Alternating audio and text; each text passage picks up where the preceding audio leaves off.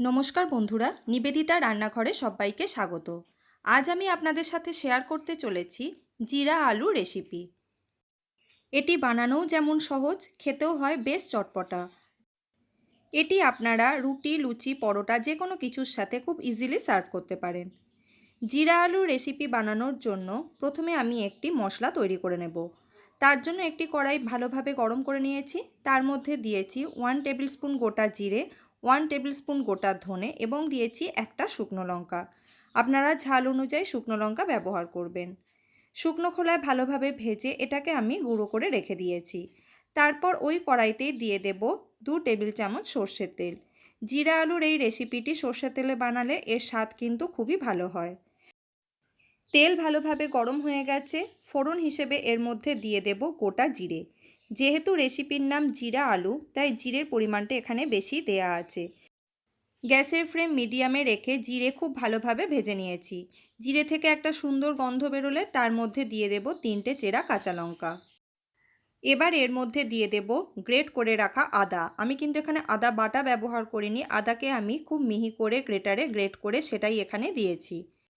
গ্যাসের ফ্লেম লোতে রেখে আদার কাঁচা গন্ধ চলে যাওয়া পর্যন্ত এটাকে ভাজা ভাজা করে নেব। তারপর আমি এর মধ্যে দিয়ে দেব সেদ্ধ করে রাখা আলু।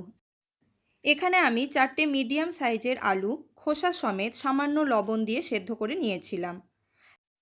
আলু ঠান্ডা হয়ে যাওয়ার পর খোসা ছাড়িয়ে এরকম সাইজ করে আমি একটি ছুরির সাহায্যে কেটে নিয়েছি। জিরা আলু বানাতে গেলে আলু অবশ্যই খোসা সমেত সেদ্ধ করবেন, তাতে কিন্তু আলু শুকনো ভাবটা থাকে। তারপর এর মধ্যে আমি দিয়ে দেব স্বাদ অনুযায়ী লবণ, দিয়েছি 1 টেবিল স্পুন হলুদের গুঁড়ো, সুন্দর একটা রঙের জন্য দিয়েছি 1 টেবিল স্পুন কাশ্মীরি লাল লঙ্কার গুঁড়ো। গ্যাসের ফ্লেম একেবারে লোতে রেখে সমস্ত মশলার সাথে আলু আমি খুব ভালোভাবে ভাজা ভাজা করে নেব। এই রেসিপিতে কোনো জলের ব্যবহার করা যাবে না। তারপর আমি ঝালের জন্য দিয়ে দেব লাল লঙ্কার গুঁড়ো। আর যে ভাজা মশলা আমি তৈরি করে রেখেছিলাম সেটা পুরোটাই আমি এর মধ্যে দিয়ে দেব। সমস্ত কিছুর সাথে আলু আমি খুব ভালোভাবে মিশিয়ে নিয়েছি। এই রকম পদ্ধতিতে অবশ্যই একবার আপনারা বাড়িতে জিরা আলু বানাবেন এবং আমাকে কমেন্টে জানাতে একেবারেই ভুলবেন না। আমি আমার চ্যানেলে সবসময় চেষ্টা করি ঘরোয়া কিছু উপকরণ দিয়ে এই রকমই নিত্য নতুন রেসিপি আপনাদের সাথে শেয়ার করার। যদি এই রেসিপিটি আপনাদের কাছে ভালো লেগে থাকে তাহলে ভিডিওটি দেখতে দেখতে প্লিজ একটা লাইক দিয়ে দেবেন।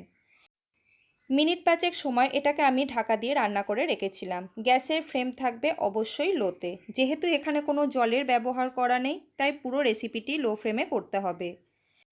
জিরা আলু প্রায় তৈরি হয়ে গেছে। এরপর আমি এর মধ্যে দিয়ে দেব সামান্য পরিমাণ বিট লবণ এবং দিয়ে দেব 1 টেবিল স্পুন চাট মশলা। জিরা আলু সার্ভ করার আগে এই দুটি উপকরণ দিতে একেবারেই ভুলবেন না। চাট মশলা এবং বিট লবণ খুব ভালোভাবে আলুর সাথে মিশিয়ে নিয়েছি।